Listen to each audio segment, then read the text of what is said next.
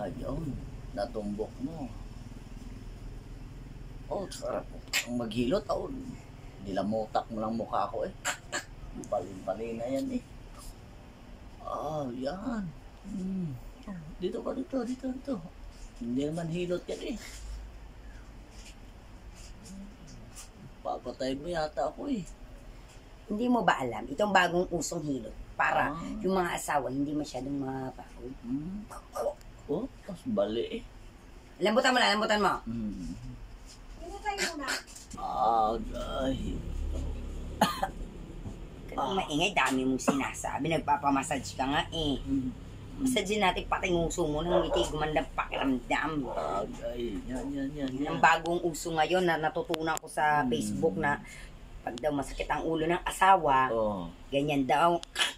Bali-balian? Para mamaya, gwapo ka na, kasi pakiling ka na.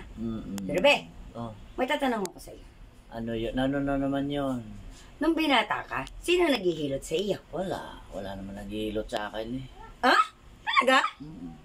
So, ibig sabihin, ako pa lamang nakakahilot ng ulo, ma? Mismo. Talaga? Nakakatawa naman. Simula nung napangasawa kita, ikaw lang nang magpapasakit sa ulo ko eh.